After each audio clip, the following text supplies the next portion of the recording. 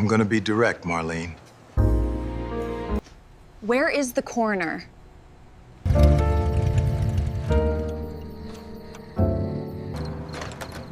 Not today. The first thing I ever learned about survival was this: keep your head down, keep the coffee hot, and never let anyone see your hands shake. I learned that at 9 years old, on the morning my mother didn't come home. I'm going to tell you something right now that I need you to sit with. On an ordinary Tuesday in March, in a dying county in Tennessee, I walked into a diner before sunrise and started a pot of coffee, just like I had done 4,000 times before. By noon, a video of me was being watched by millions of people. By midnight, I had signed a document that cracked open a 31-year cover-up and put the most powerful man in Duvall County in handcuffs. But none of that is the most important part. The most important part is the envelope. My name is Marlene Grace Holloway. I'm 32 years old, and for the last 11 years, I've worked the 5 a.m. shift at Holloway's Diner on Highway 11 in Duvall County, Tennessee. The diner smells like grease and old vinyl, and on certain mornings when the weather is right, something faintly sweet from whatever pie is cooling on the back counter. Highway 11 runs through the heart of Duvall County, the way a crease runs through a worn dollar bill. Straight, functional, mostly ignored. Truckers use it, farmers use it, people passing through on their way to somewhere better use it. And most of them don't look back. I have never been the kind of person who looked back. I grew up in Duvall County. 3 foster placements in 2 years. A first name on a county placement form where a mother's name should have been. I learned early that asking about where you came from was just a way of announcing that you didn't quite belong anywhere, so I stopped asking. I kept my head down. I took the job at the diner when I was 21, and I was good at it, in the specific way that people who've spent their whole lives practicing quiet and invisible are good at things. I had served 4 sheriffs, 2 mayors, 1 state senator, and approximately 10,000 ordinary people at that counter. I'd smiled when I didn't feel like smiling. I'd laughed at jokes that weren't funny. I'd pretended not to notice the hands that found my shoulder or waist, as if by accident. I absorbed it all, every single day, the way old linoleum absorbs spilled coffee, silently, completely, without complaint. Being invisible was my best skill. I had been honing it since age 9. That Tuesday started like every other one. I unlocked the front door at 4:45 in the morning, turned on the overhead lights, and listened to Earl bang around in the back kitchen like the morning had personally wronged him. Outside Highway 11 was completely dark. Still, the kind of empty that makes you feel like the last person on Earth, which at 5 a.m. on a Tuesday in Duvall County, you very nearly are. By 6:15, I'd served 3 truckers, a retired schoolteacher named Ruth who came in every Tuesday for the biscuits and gravy without fail, and a young couple who clearly hadn't slept and were working very hard at not looking at each other. Ordinary morning. Ordinary people. I moved through it on automatic pilot, calibrated to that particular frequency, invisible and efficient. And then I heard it. Not voices, not the bell above the door, something lower, a rumble at the edge of perception, almost like far-off thunder, except the sky through the windows was perfectly clear. Then it got louder. Then it got very loud. And then motorcycles filled the parking lot the way water fills a glass, fast, complete, and sudden. I counted from behind the counter.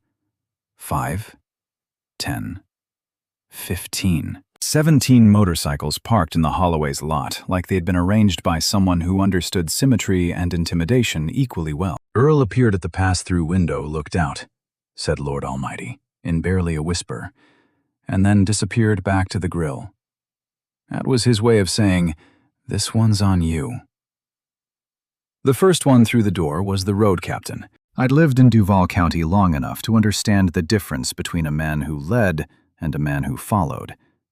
And this one led. He was around 50, with gray threading through a dark beard, and eyes the color of creek water after a hard rain, not quite warm, not quite cold, but absolutely measuring. He wore a leather cut with club patches that I couldn't fully read from across the room. He walked directly to the corner booth, the one with the clean sightline to both the door and the parking lot, and sat down without waiting to be seated. I brought him coffee before he could ask. When I set the cup down, he looked up at me. Not at the coffee, not at the counter, at me. Directly, the way people do when they're trying to place a face they almost recognize. I held his gaze for 1 second, just long enough to register, not long enough to be a challenge, and then I looked away and went back to work. Over the next 4 minutes, 16 more men filed through the door. 17 men in leather and road dust filling booths and counter stools and the 2 tables by the window. Ruth set down her fork and looked at me with an expression that meant she would pay her check and leave right now if I needed her to. The young couple stared at their plates. The 3 truckers kept eating, because truckers have seen everything. I started taking orders. Coffee all around, full breakfasts, eggs over easy toast biscuits, the kind of order that meant they were planning to stay. I moved efficiently. I was professional. I was the wallpaper. And then one of them opened his mouth. He was at the counter, 3rd stool from the left. He said it quietly, just 3 words, directed at the back of my neck, as I turned to push the order through the window. Said it with a little smile I didn't have to see to know was there. I'm not going to repeat what he said. In 11 years behind a diner counter in Duvall County, it wasn't even close to the worst thing anyone had said to me. I had absorbed worse. I had filed worse away in that interior place where I kept everything that cost too much to feel in public. But this time something broke. Not loudly, not dramatically, just broke. I stood facing the pass-through window for exactly 3 seconds, long enough to notice that my hands were completely, absolutely steady. That surprised me. I turned around slowly, put down the order pad on the counter, and looked at the man who'd said it. Then I looked at the road captain in his corner booth. Then I looked at the whole room, all the leather and road dust, and the particular charged silence of 17 men who were watching to see what the woman was going to do. I said quietly enough that only the people nearest could hear me. Not today.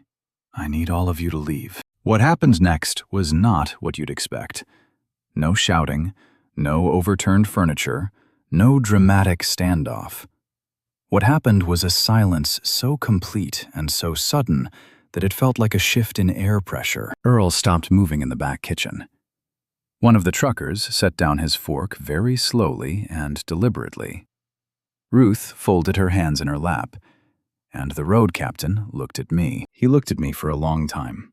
Not with anger, not with amusement, with that same measuring expression, except now something else was in it. Something I couldn't quite name. Something that tugged at the edge of recognition, the way a familiar song does when you can't remember the title. Then he said something to the room in a voice that was quiet and completely final. I only caught the last 2 words.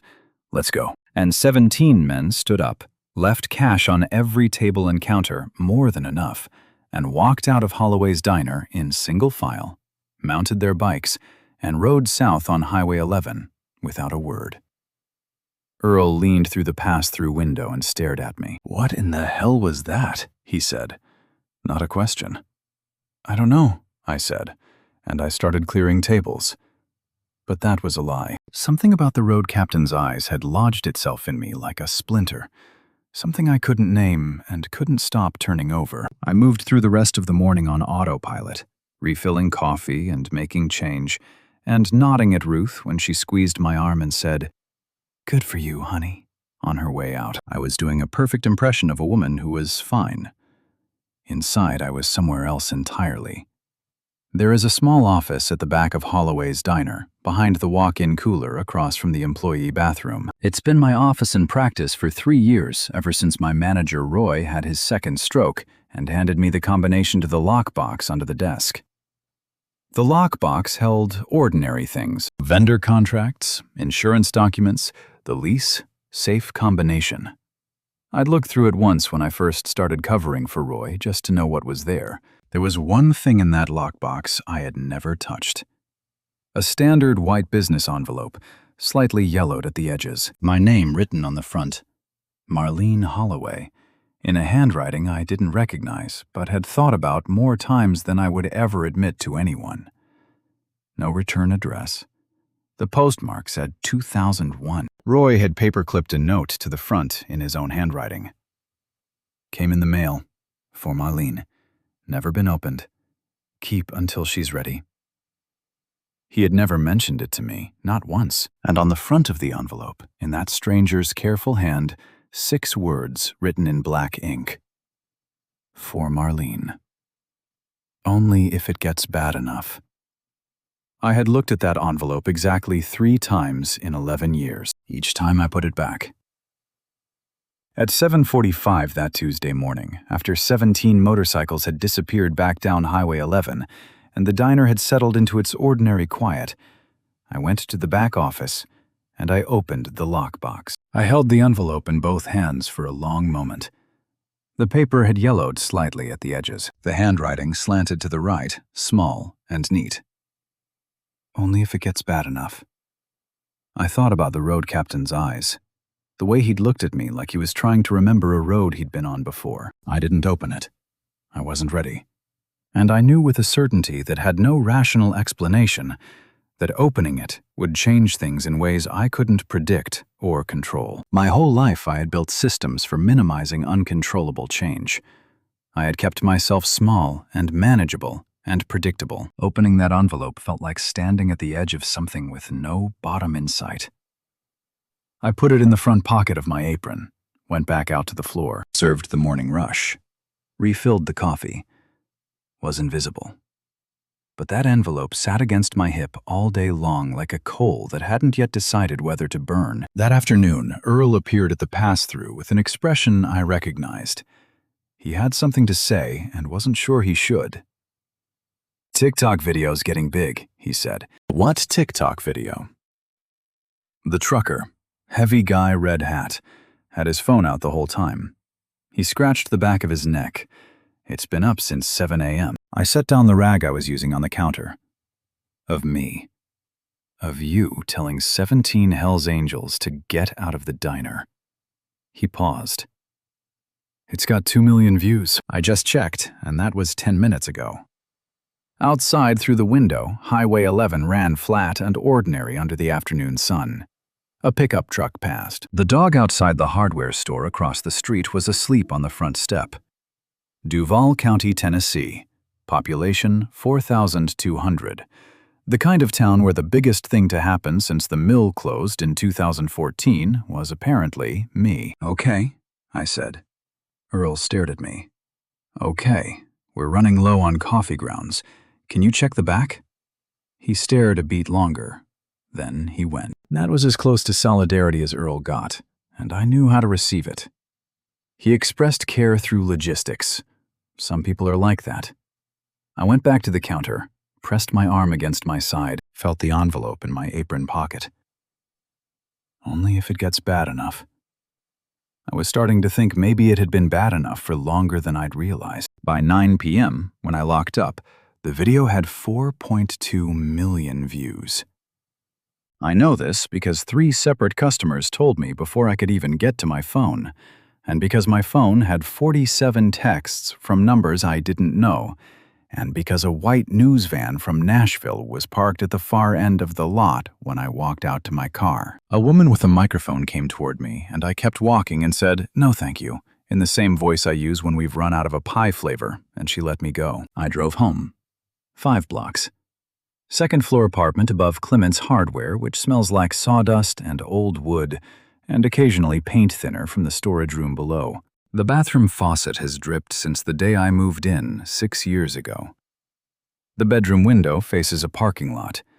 I have never once looked out it and seen anything worth looking at. I never quite got around to caring about any of that. I sat at the kitchen table and I opened the envelope. Inside was a single index card, 3 by 5 inches, handwritten front and back in that same neat rightward slanting script, and a photograph, slightly faded, printed on regular copy paper, the kind of photo where the color has gone a little orange with age. I looked at the photograph first. A man I had never seen in my life. Mid-30s, broad-shouldered, dark hair that curled at the temples. He was standing in front of Holloway's diner. I recognized the mounted bass on the wall through the window behind him, the red vinyl booth just visible through the glass. He had one hand on his hip and a coffee mug in the other. He was laughing at something off camera, the easy, unguarded laugh of a man who didn't need to monitor himself, the laugh of someone who was utterly comfortable in his own skin, which is something I've never been and have always quietly envied. I turned the photograph over. On the back, in handwriting, I recognized the way you recognize your own face in a mirror, instantly, without thinking, even after 23 years, were 12 words. Your father. He was murdered. I couldn't prove it. Maybe you can. I set the photograph down on the table very carefully. Then I picked up the index card and read it. The front said, "His name was Jesse Holloway. He was my great love, and your father, and a good man who was killed in October 1992 in Duvall County, and buried somewhere no one will tell me." The diner is named for his family. You were named for him. I have been trying to find proof for 9 years, and I cannot do it alone. And I cannot keep you safe and do it at the same time. The number on the back of this card belongs to the only person I trust. Call it when you're ready. Ask them about Jesse Holloway. The back of the card had a 10-digit phone number and 3 words below it. He's still waiting. I sat there for a long time without moving. I had grown up not knowing my father's name. I had grown up not knowing my mother's reasons. I had grown up with the name Holloway on a foster placement form, and had always assumed it was hers, or maybe just a clerical accident from a county office that didn't much care about the details. I'd never looked into it, never asked. Asking about where you come from is a fast way to remind people that you don't quite fit anywhere. And I'd made it my business not to do that. Jesse Holloway. The diner is named for his family. You were named for him. I looked at the photograph again. The way this man stood in front of that diner, like he had every right to be exactly where he was, like the ground under his feet belonged to him, and he knew it. I thought about Roy, my manager, 60-something years old, running this diner for 4 decades, his family running it before him. He had kept an envelope addressed to me in his lockbox for 23 years and never once mentioned it, not once.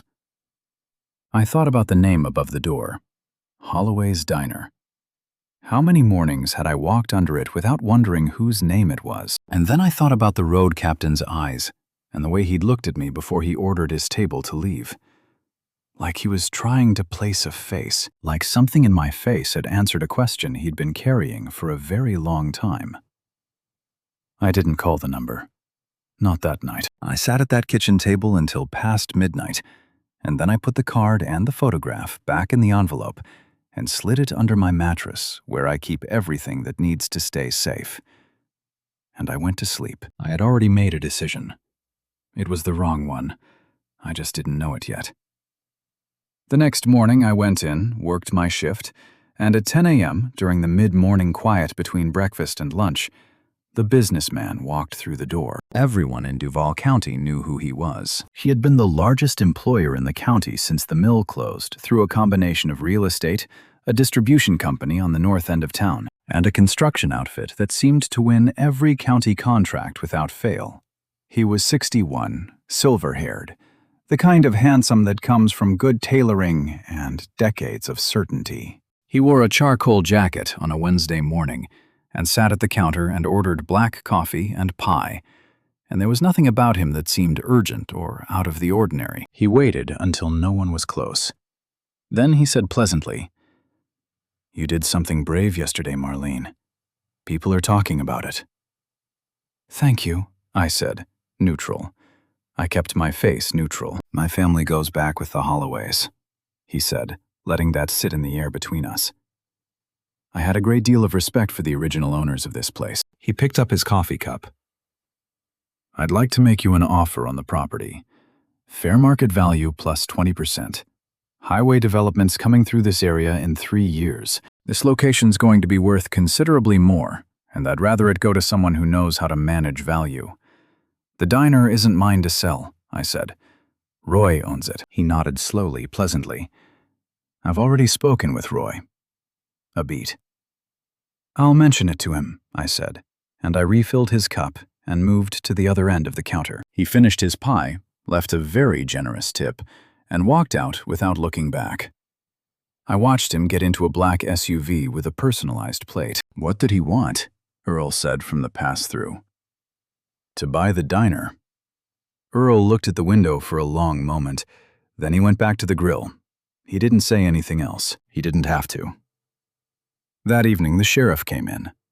I knew the sheriff the way you know all the fixtures of a small town. His schedule, his habits, the particular shape of his authority. He was mid-50s, the kind of broad that started as high school football and evolved into something softer with decades of desk work and beer. He sat at the counter, and I brought him his coffee the way I always did before he asked. Marlene, he said. Hell of a morning yesterday. Yes, sir. That video's everywhere now. CNN picked it up. He smiled. The smile stayed on the lower half of his face. Got to be careful, though. Those MC boys, men like that, don't come through Duvall County by accident. You know what I mean. Why did they come through Duvall County? I asked. Oh, passing through, most likely. He spread his hands. But an organization like that, you don't want to end up on their radar. I'd hate to see you caught up in something difficult because of one morning's excitement. I appreciate the concern, I said. He nodded, drank his coffee, and then, as if it had just floated to the surface of his mind, as if it were nothing, he said, Funny name, Holloway. You ever look into that, where it comes from? I kept my face absolutely still. It was on my placement papers when I was 9, I said. I never looked further than that. Smart, he said, nodding slowly. Some things it's better not to dig into. People get themselves all turned around looking for things that don't need to be found. He finished his coffee, put on his hat, left $3 on the counter. You take care of yourself, Marlene. I watched him walk out. My hands on the counter were completely steady, but something inside me had just locked into place, the way a bone does when you finally understand it's been broken all along. You only feel it once someone touches it. He'd asked about my last name, not yesterday when it might have been casual. Today, the morning after 17 men rode into my lot the same day the businessman came by to buy the property. No one had connected my name to this diner in the 11 years I'd worked here. Not out loud. Not to me. He already knew something, which meant the businessman had told him, which meant the two of them had been talking about my parking lot and what it might mean, and now the sheriff had come to check whether I was going to start pulling on a loose thread. That night I sat at my kitchen table with the index card in front of me and looked at the phone number for a long time, and then I did the one thing I should not have done.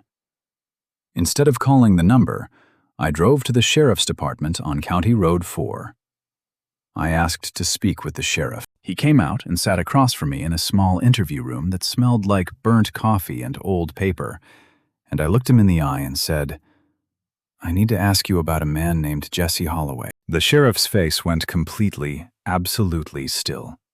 Every muscle, every expression, frozen. He looked at me for 4 full seconds. I counted. And in those 4 seconds, I understood with complete clarity that I had just made the worst decision of my adult life. The only question now was how bad the fallout was going to be. Where'd you hear that name? He said. His voice was flat as pavement. I've been asking around, I said. A lie. But I wasn't about to tell him about the envelope. He leaned forward and folded his hands on the table. Marlene, he said, and the way he said my name had changed. Something under it now.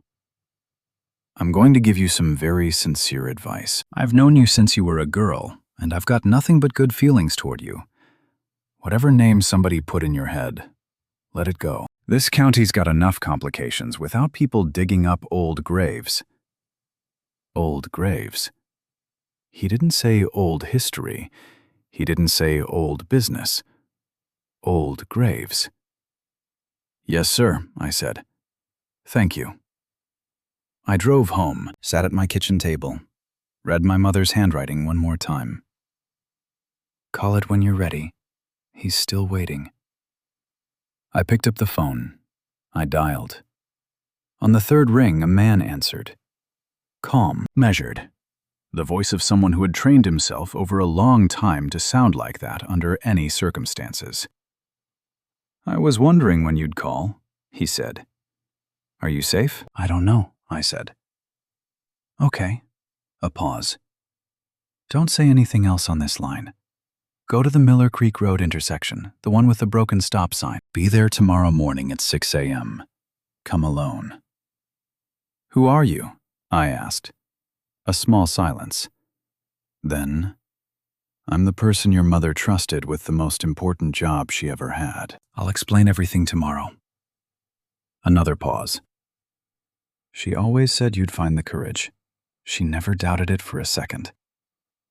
The line went quiet. I sat there in my kitchen, holding the phone, listening to the sound of my own breathing. Outside Clement Street was dark. A dog was barking 2 blocks over. Somewhere on a server in California, 4.2 million people had watched me, and the number was still climbing. And hashtag Waitress versus 17 was trending on 2 platforms. I didn't know any of that mattered yet. I set my alarm for 5 a.m. and went to sleep. Miller Creek Road runs 3 miles east of town, where Highway 11 narrows into County Road, and the trees press close on both sides. The broken stop sign has been bent at 45 degrees since a deer knocked it in 2019. I'd driven past it 1,000 times and never once had a reason to stop. The March sky was a cold purple-gray when I got there at 5:50. No other cars. Just birdsong and the sound of the heater running and the first pale wash of dawn through the windshield. I sat with my hands in my lap and watched the tree line. At 6 exactly, a gray sedan pulled up across from me. The man who got out was completely unremarkable. That was the first thing you noticed about him. Or rather, didn't notice. Medium height, unremarkable jacket, the kind of face that disappears into any crowd, in any state in the country. He carried a coffee thermos, and he walked to my passenger window and knocked twice, and I unlocked the door. He got in. He said, "I'm going to show you my credentials before we say another word." He produced a wallet and opened it toward me. Federal identification, a seal, a photograph that matched his face. I looked at it for a long moment. Then I looked at him. My mother sent the envelope in 2001. The card says you've been waiting. 3 years, 2 months, he said. I've been in Duvall County as a land surveyor, building a case. He set the thermos between us. I need to tell you some things, Marlene. They're going to be hard to hear. I'm asking you to let me get through all of it before you react if you can. Tell me, I said. So he told me about Jesse Holloway. Jesse had been the chapter president of a motorcycle club here in Duvall County from 1986 to 1992. He was, the investigator said carefully, a complicated man, not a saint and not a criminal, but someone who lived in the large gray space that exists between institutional legitimacy and the edges of it. A man communities like this one quietly relied on for things the sheriff's department wouldn't touch and the county government wouldn't acknowledge. Disputes resolved without courtrooms. Debts settled without paperwork. The social maintenance of a working-class community that had learned not to trust official channels. He had also, in late 1991, discovered something. The businessman, 30 years younger, then just starting the accumulation of land and leverage that would make him the most powerful figure in Duvall County, had been running a money laundering operation through the county construction contracts. Not sophisticated, not elaborate, but consistent and completely protected, because the sheriff at the time was on the payroll, and so was the county judge, and the coroner had been persuaded that his comfortable salary and certain personal histories were best kept private. Jesse found out because one of his men, a construction worker, noticed the numbers in the county road contracts didn't add up and brought them to Jesse instead of the sheriff. Because in Duvall County in 1991, you didn't bring things to the sheriff. Jesse collected documentation. He was careful and methodical about it. More careful than the businessman had expected. More careful than anyone who knew him from the outside would have guessed. In the summer of 1992, Jesse made contact with a federal office in Nashville. In August of that year, he sat down and gave a 56-page deposition. Names, dates, account numbers, specific transactions going back 4 years. In October 1992, Jesse Holloway disappeared. The official story was that he'd left voluntarily. The sheriff declined to file a missing persons report. There was no investigation, just a rumor, the kind that circulates in small towns, like weather, like a smell in the air that everyone knows but nobody names, that he'd relocated to a chapter in another state. His club had known that was a lie. They'd been told through intermediaries that pursuing the matter would not end well. In a county where every official mechanism was compromised, with no protection and no path forward, they'd made the calculation that they couldn't win in 1992. But they had not forgotten. The deposition, the investigators said. 56 pages.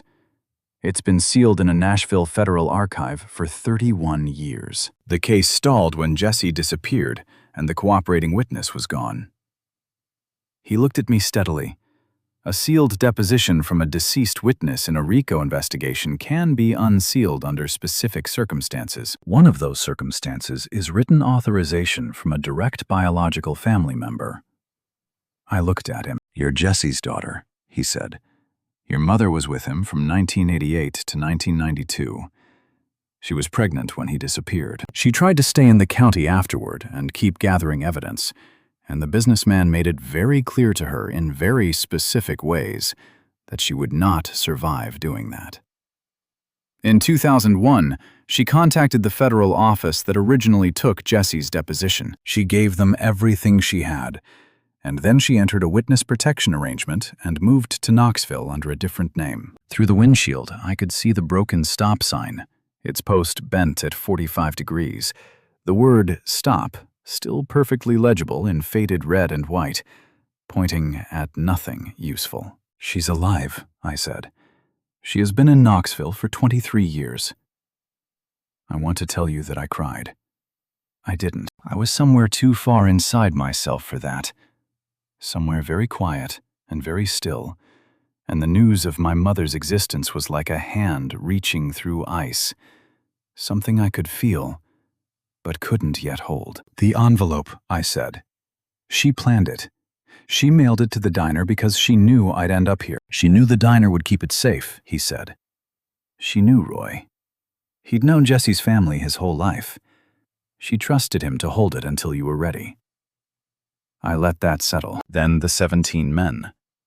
The road captain. He nodded. Jesse's chapter was absorbed into a larger organization over the years. The men who came to your diner, their road captain knew Jesse. Some of them rode with him 30 years ago. They received an anonymous letter last month telling them a witness in Duvall County was ready to come forward. He paused. That witness was the county coroner. He'd been in that position since 1989. He's been carrying what he knows about Jesse Holloway's death since 1992. "Was," I said. "You said was. He's been missing for 9 days. A semi-truck came through on the county road, its engine loud and then gone. And then it was very quiet." "The anonymous letter in my mother's envelope," I said. "Same month." "Yes." I sat with that for a moment. My mother in Knoxville, a different name, a different life. Watching a federal case sit sealed for 31 years. Watching a corrupt county stay locked in place. Watching the clock. Running out of patience. Deciding to move multiple pieces at once. A letter to the club. An envelope that had been waiting 23 years for me to reach for it. She had been playing the longest game available to her, quietly, without anyone ever seeing her. "What do you need from me?" I asked. "Your signature on an authorization form to unseal Jesse's deposition." He reached into his jacket and produced a folded page and a pen. "Once it's unsealed, we have everything. 31-year-old testimony, but in a RICO case, contemporaneous documentation of that quality is still usable." Combined with what we've built over 3 years of surveying the financial records, the property transactions, it's enough to move. The sheriff knows I came to him with Jesse's name, I said. He'll know I found something. Yes, the investigator said, which is why we need to move quickly. He looked at me. I need you to understand something, Marlene. If you sign this, you're visible. You won't be able to go back to invisible. Not for a while. I thought about invisible. 11 years of invisible. What it had built. What it had cost. What it had protected. And what it had quietly destroyed. I haven't been invisible since Tuesday morning, I said. The whole country already saw me. He almost smiled. Just barely. True. I took the photograph of Jesse Holloway from my jacket pocket. I'd brought it with me without entirely knowing why, and I looked at it for a moment. The easy laugh, the coffee mug, the way he stood like he owned the ground under his feet and didn't need to prove it. I handed the photograph to the investigator. He knew what he was worth, I said. Something moved in the investigator's expression. Not sentiment, exactly. The particular care of someone handling an object that has been important for a long time. By all accounts, he said, quietly, he absolutely did. I unfolded the document on my knee. I read it carefully, every word, because I was my mother's daughter and my father's daughter, and I had learned the hard way that you always read what you sign. Then I put the pen to the page. I went to work. Served coffee and eggs and pie. Was the furniture, the wallpaper, the background. Nobody looking at me from across the counter would have seen anything different. But underneath, something enormous was moving. I could feel it, the way you feel weather coming before it arrives. A pressure shift, something in the atmosphere changing. At 3 that afternoon, the road captain came back. He walked in alone. No leather cut this time, just a dark canvas jacket and jeans. He went straight to the corner booth, same table, same sightline, and I brought him coffee without being asked. When I set it down, he said, "Sit with me a minute." I looked around. It was slow. Earl could handle it. I sat. He wrapped both hands around the mug the way people do when they need something solid to hold. He looked at me for a moment, then said, "I knew your father." "I know," I said. He looked at me carefully. "How much do you know?" "Enough to sign some paperwork this morning," I said. "Enough to know you've been looking for 30 years. He nodded once, slowly. "Jesse was the best man I've ever known," he said. "Not the easiest, but the best." He had a way of seeing clearly when everything around him was going crooked, and he had the particular problem of not being able to look away once he'd seen something. That's not a flaw, it's a character trait. In Duvall County in 1992, it's what got him killed. The thing that got him killed was seeing clearly and refusing to look away. I thought about all the years I had spent looking away from everything because I believed that was what survival required. "The coroner," I said. "He's missing." The road captain's jaw tightened. 9 days. We've been looking. He paused. "We think he's alive. They've got him somewhere quiet, trying to figure out what he told and who he told it to. If they know he contacted us, and they probably do because there are no secrets in a town this size, then they're scared right now. People who've been protected for 30 years backed into a corner make dangerous decisions." I thought about the businessman in his charcoal jacket, the pleasant, opaque face, the sheriff going utterly still when I said Jesse's name, scared men with 30 years of practice at not losing. "What do you need from me?" I asked. Same question I'd asked the investigator. "Nothing," he said. "You've already done it, or you're doing it." He studied his coffee. "I just wanted you to know the men who rode in Tuesday morning, we weren't looking for trouble. Someone told us a woman in this diner might be the key to something that's been locked for 3 decades. He paused. "We didn't know it was you specifically, not until the captain saw your face. He looked at me and recognized your father in it." I sat with that. recognized your father in it. I've been walking around my father's face for 32 years without knowing. Okay, I said. Then, you want more coffee? Something shifted in his expression. The smallest crack, a door opening just slightly. Yeah, he said. I'll take more coffee. I got the pot, refilled his cup, thought about Jesse Holloway laughing in front of this exact diner with a mug in his hand, not knowing what was coming. Thought about the strange geometry of lives that circle back to the same places over and over, until someone finally stays long enough to see why. At 6 p.m., doing the cash count in the back office, I found it.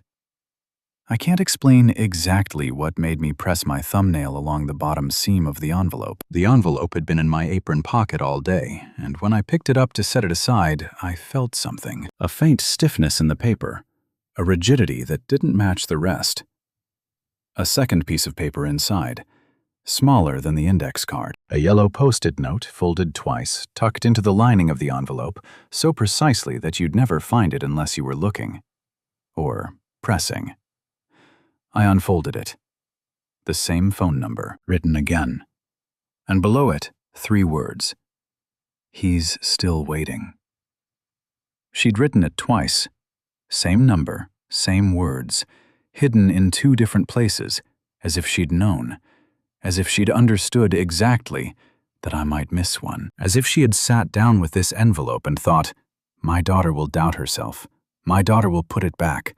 She'll second guess, and I need to be certain she finds what she needs. She had known me without ever knowing me. I stood in the back office of Holloway's Diner with a yellow post-it in my hand and thought about a woman in Knoxville living under someone else's name, someone else's life, watching through a diner window on mornings when it was safe enough to get close. 23 years of that.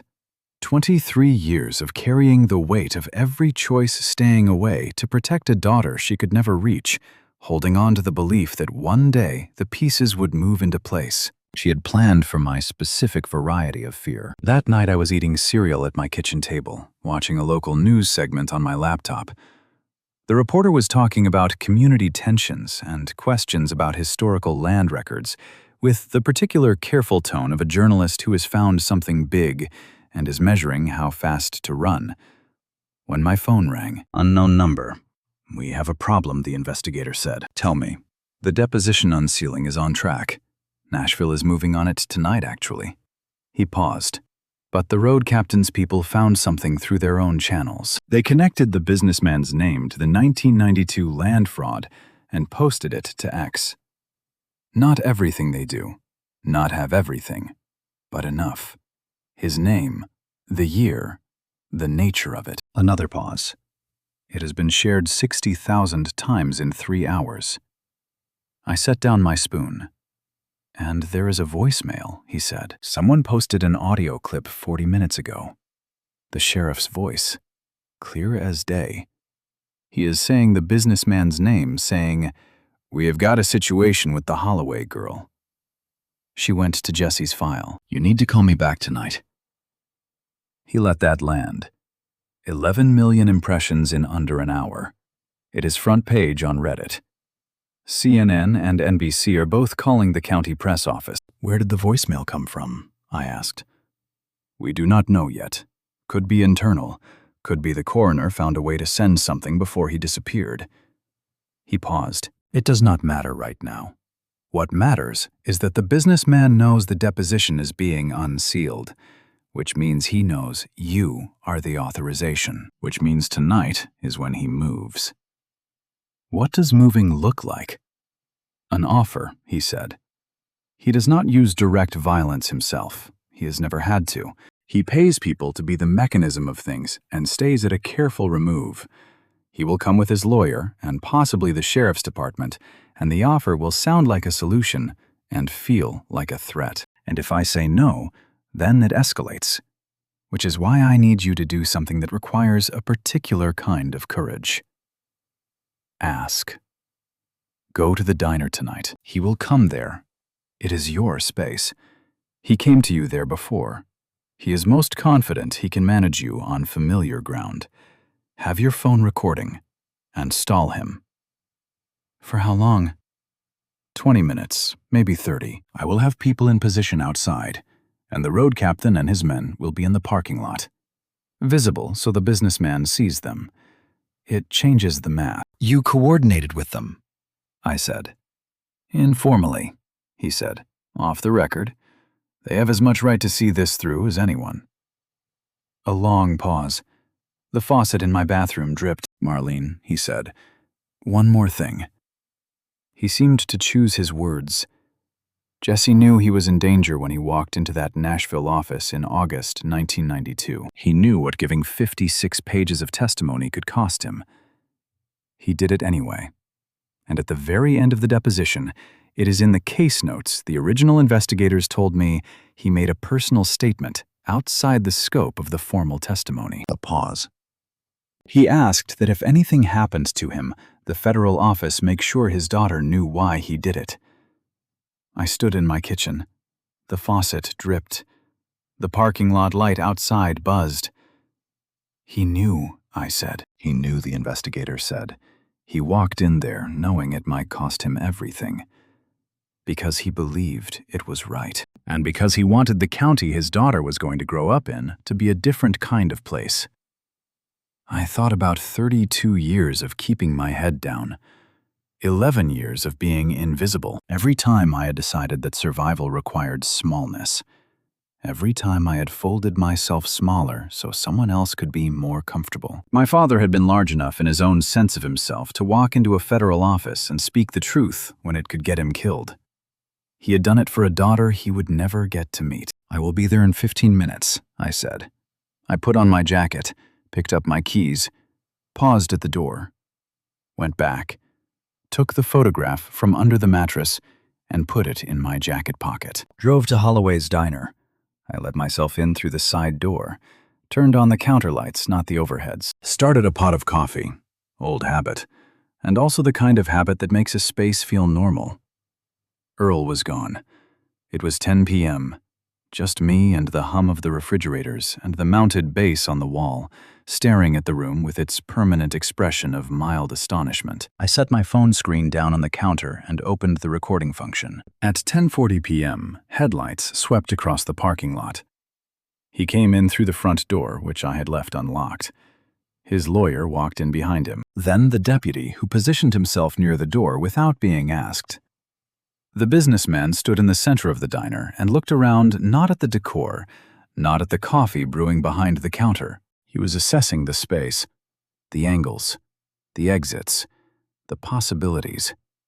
He had been doing that in every room for 30 years. He sat at the counter. "Coffee," I said. "Please," he said. I poured it. My hands did not shake. He waited until the cup was in front of him. Then he said, "I am going to be direct with you, Marlene. I think we are past dancing around things." "All right," I said. "I know about the authorization you signed," he said. "I know the deposition is being unsealed, and I know that what is in it is 31 years old, and that cases built on testimony that old from a single witness who is not alive anymore tends to go on for a very long time and be enormously unpleasant for everyone involved, including people who had nothing to do with any of this." He paused, picking up the cup. "You were 9 years old when you lost your mother. That had nothing to do with you. You have spent your life in this county just trying to make something work, and I have genuine respect for that." I said nothing. I let him go. "Here is what I can offer you," he said. "The deed to this diner, free and clear in your name. $100,000, structured completely legally. And a signed notarized letter formally acknowledging Jesse Holloway's role in documenting county financial irregularities in the early 90s and calling for a historical correction." He set down the cup. "You get the diner. You get security. Your father's name in a document. And this county gets to move forward without a federal proceeding that will drag on for years and hurt ordinary people who had no part in any of this." He looked at me with absolute certainty. This was a man who had made this speech before and had never heard the word no. "I want to ask you something," I said. He nodded, patient. "Certain. Where is the coroner?" For the first time, just for a fraction of a second, something moved behind his eyes. "I do not know what you are referring to," he said. "He has been missing 9 days," I said. "He is the only living person who was present when my father's body was moved. If he is dead, that is a second murder. If you are holding him somewhere, that is kidnapping and obstruction of a federal investigation." I looked at him steadily. "I am not making a deal with someone who might have a 70-year-old man locked in a shed." The lawyer started to speak. The businessman raised one hand, and the lawyer stopped. "Mylene." His voice had changed. Still measured, but something compressed at the edges. Now 30 years of control pressed against a new limit. "You are a young woman with no real protection and no real resources, in a county where every institutional mechanism belongs to me. I am offering you a clean outcome." And then I heard it. Motorcycles. In the parking lot. He heard it too. He turned on his stool and looked through the window. 5 bikes in a loose formation visible in the orange wash of the parking lot light. The road captain sitting on the nearest one, watching through the glass with no expression at all. The businessman looked at them for a long moment. Then he looked back at me, and something in the room had shifted. I could feel it. The particular atmospheric change of a situation that is just tilted in a direction that cannot be tilted back. "My mother didn't run," I said. My voice was quiet and completely steady. "She stayed close enough to finish this. She spent 23 years in Knoxville watching moving pieces into place, waiting for the right moment. And when the moment came, she had already set everything in motion." I looked at him. "I'm not taking your offer. I'm not leaving. And I'm not letting this county belong to you for another 30 years. The deputy moved away from the door. "Ms. Holloway, you are under arrest." The front door opened. The investigator walked in. 2 people behind him in dark jackets, hands visible, identification visible. The deputy stopped. The room went completely still. The businessman looked at the investigator, then the lawyer, then the deputy, then at me, and I watched the calculation fail in his face. 30 years of arithmetic coming apart in real time. The specific expression of a man who has spent 3 decades believing he was untouchable, finally understanding in one moment that he was wrong. He stood, straightened his jacket. Whatever he felt, he kept in a very tight compartment. "I'd like to call my attorney," he said. "Your attorney is standing right there," the investigator said. The businessman walked toward the door. The investigator stepped slightly aside, not blocking, just present, and the businessman's jaw tightened, and then he pushed through and walked into the parking lot, past the 5 motorcycles, past the road captain who watched him go with 30 years of controlled patience, and into the dark where his SUV waited. For 30 seconds the night held still. Engine started. Headlights came on. The parking lot lay open in front of him with nothing in the way. And then a woman stepped out of a car across the street. I want to tell you about the courthouse clerk. She had worked in the Duvall County courthouse for 11 years, the same 11 years I'd worked at the diner. I'd seen her at the counter maybe 30 times, a woman in her late 40s, reading glasses on a beaded chain, with the careful, quiet way of moving through a space that belongs to a person who has made themselves small for a very long time. We'd nodded at each other, the way you nod at people in a small town, when you know their face, but not their story. She had been parked across from Holloway's diner for 45 minutes. She had not planned to come. She had planned what she planned every single morning for 11 years, to keep what she knew in its internal compartments and continue her small, careful life. She had a daughter in Chattanooga, a house with a garden, a church community that trusted her, everything to lose. And she'd been losing it, slowly, piece by piece, the way you lose things when you carry a secret that's bigger than you for long enough. She'd found the deed in 2013, routine archive work, historical county property records, the kind that sat in filing rooms and collected dust because no one looked at them. The deed was for the original Holloway family land, 50 acres east of Miller Creek Road. The transfer documentation had a forged signature. She'd known it was forged because she'd spent enough years in county records to know handwriting and notarial seals and the specific way paperwork was structured in Duvall County in 1992 versus 1978. The businessman's real signature, which she recognized from dozens of county contracts, was visible in the alteration. A correction line. A change made quickly and not quite carefully enough, buried in a 60-page archive no one had touched in 2 decades. She'd made a copy, put it in a manila envelope, carried that envelope in a locked box in her car for 11 years, waiting for a moment when coming forward felt like something other than walking off a cliff in the dark. She'd watched me tonight on her phone. The live stream I had quietly started the moment the businessman walked through the door. She saw his face. She heard his voice. Not all of it. The audio was uneven, but enough. She heard me say, "My mother didn't run." She heard me say, "I'm not going anywhere." And she got out of her car. The businessman's SUV was in gear. Headlights on, engine running, parking lot open in front of him. She crossed the street with a manila envelope in her hand and went directly to the investigator and said, "I've had this for 11 years. I should have given it to someone sooner. I'm sorry it took me this long." The investigator opened the envelope. He said something into his phone. At the far end of the parking lot, a car that had been sitting dark with its engine off for 40 minutes turned on its lights. Federal vehicle, parked sideways across the exit. The businessman turned off his engine. He sat in the car for a moment.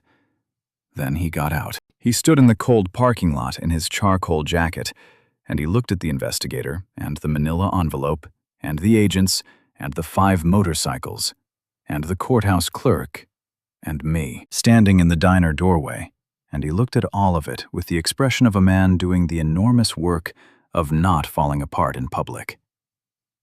I recognized that expression.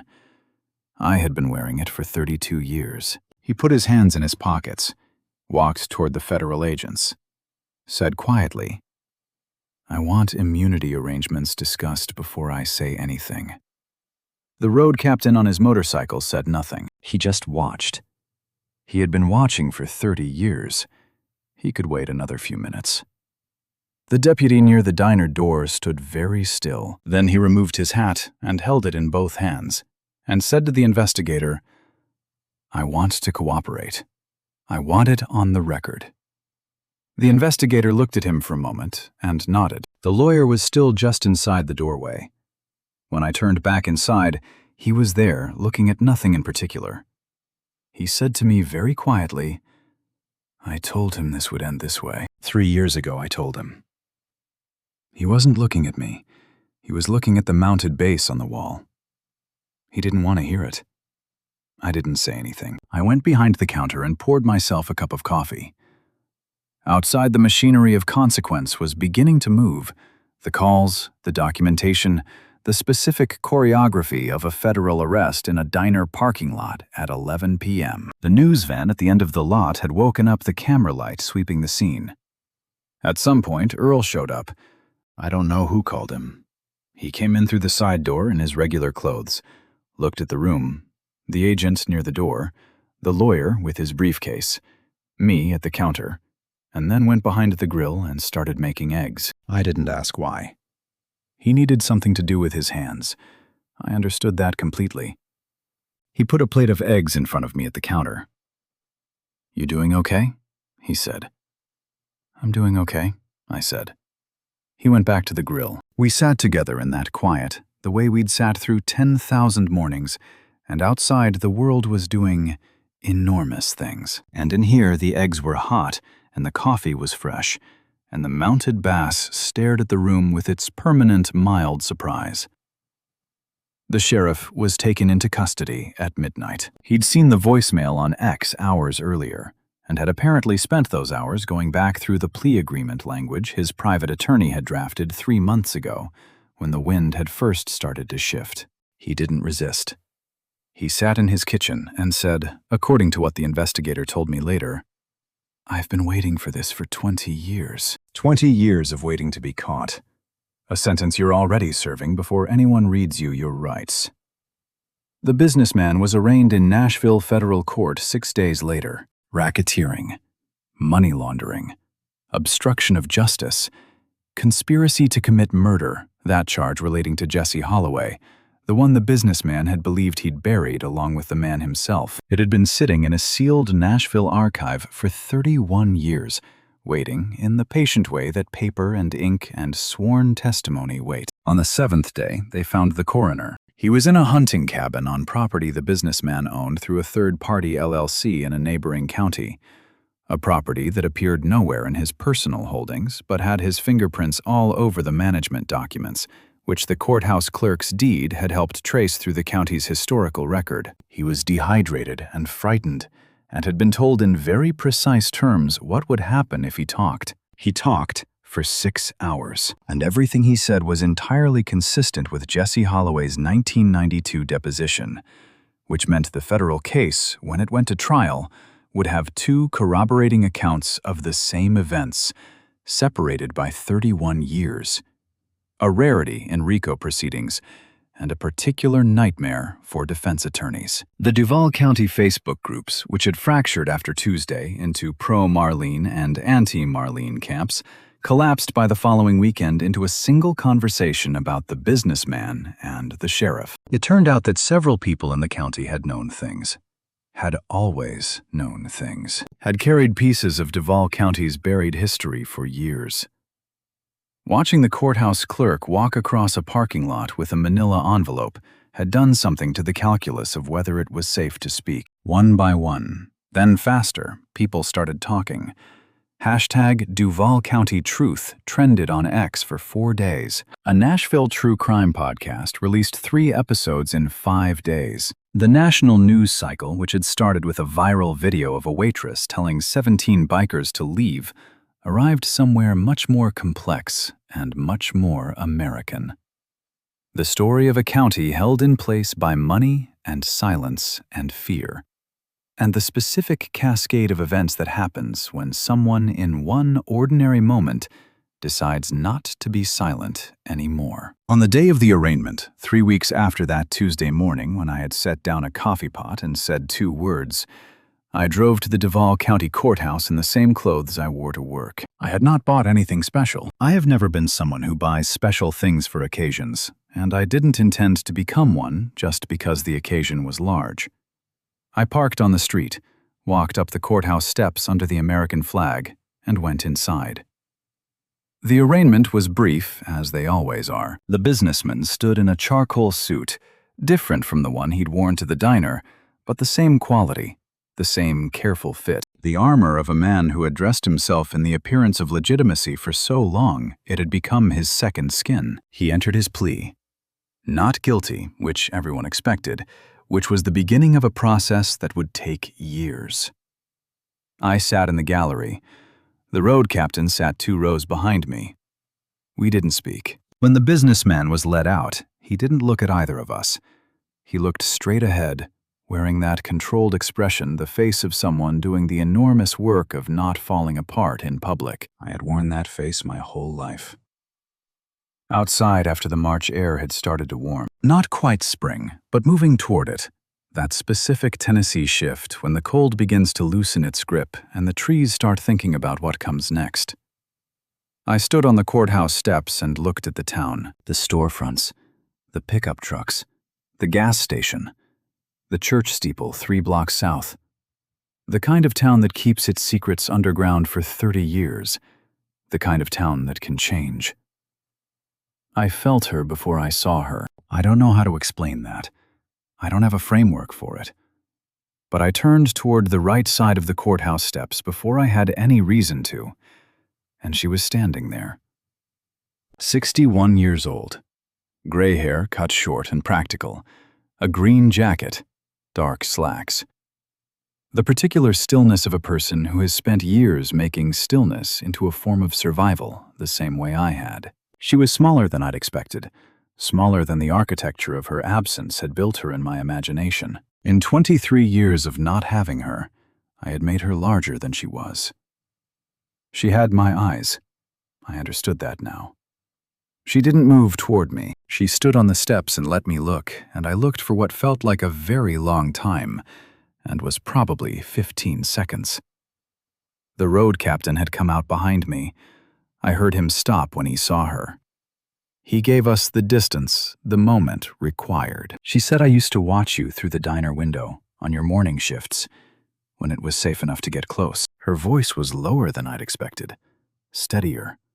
The voice of a woman who had spent 23 years learning to choose her words precisely.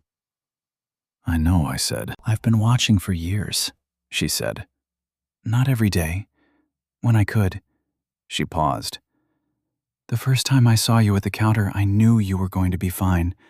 More than fine. But I also knew I had done something that doesn't have a word for it, staying away.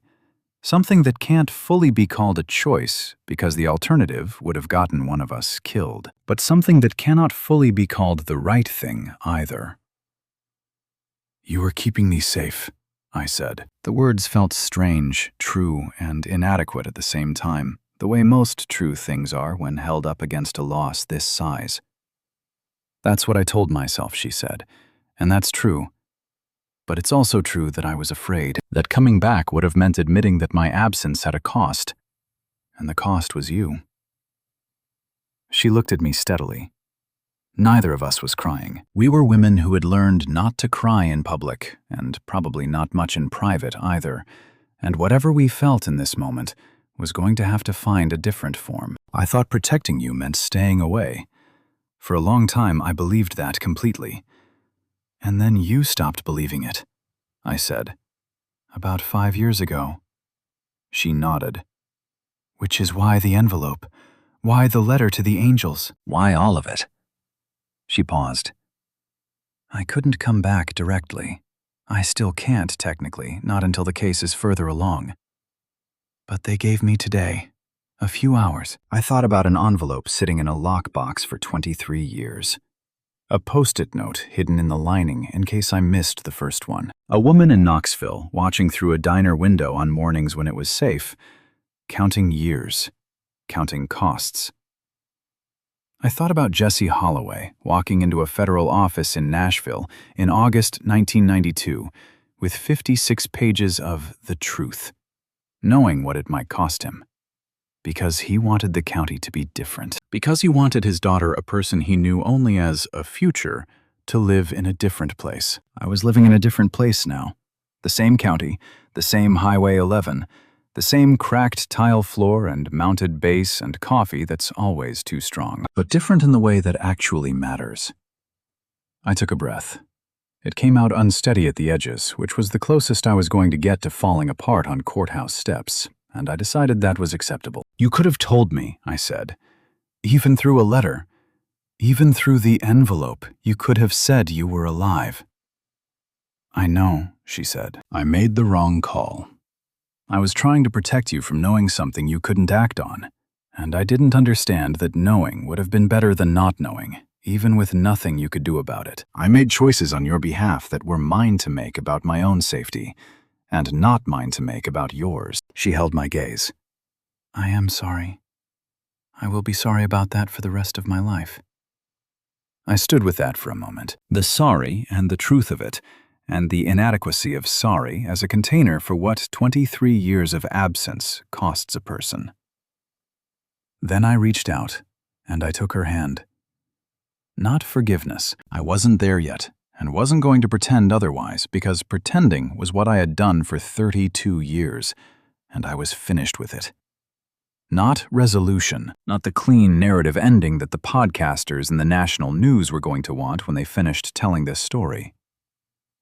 What was true was this. Her hand was cold from the March air. Her hand was smaller than mine, and the skin was different from how I had imagined it after 23 years of imagining.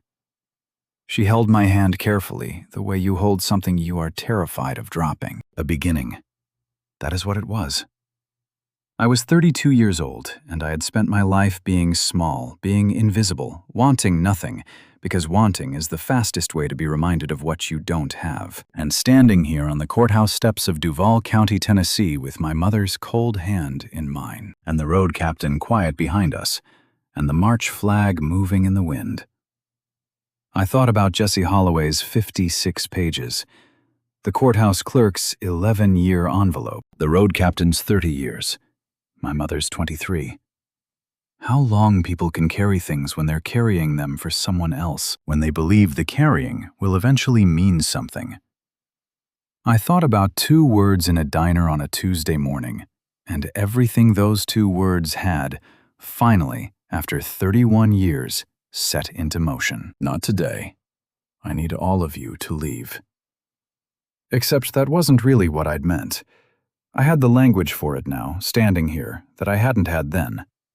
What I meant was, I am here. I have a right to be here. I am my father's daughter and my mother's daughter, and I belong to this county as much as anyone. And I have been making myself small for other people's comfort for as long as I can remember, and I am not going to do that anymore. Not today, not tomorrow, not in this county or any other. The road captain came to stand beside us. He looked at my mother, and she looked at him, and something passed between them that was older than me. The recognition of 2 people who had been tethered to the same loss for the same length of time. He said Jesse would have been proud of her. She said, I know. I've known that for 30 years. He nodded. He looked at the courthouse, the flag, the town moving through its ordinary Thursday morning, without yet fully knowing how much had changed. Then he said, I'm going to go get breakfast. There's a diner on Highway 11 I've been meaning to try.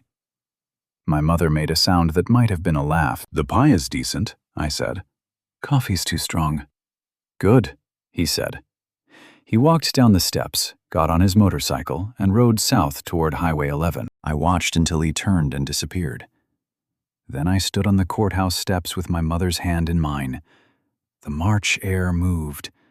The flag moved. Somewhere in Nashville, a federal archive was being reorganized around a 56-page deposition, the testimony of a man who had known exactly what he was risking, and done the right thing anyway, for a daughter he would never meet in a county he believed could be different.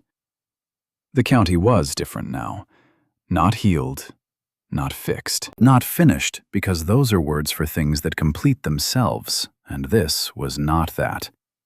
This was a beginning, which is both harder and more real than any ending.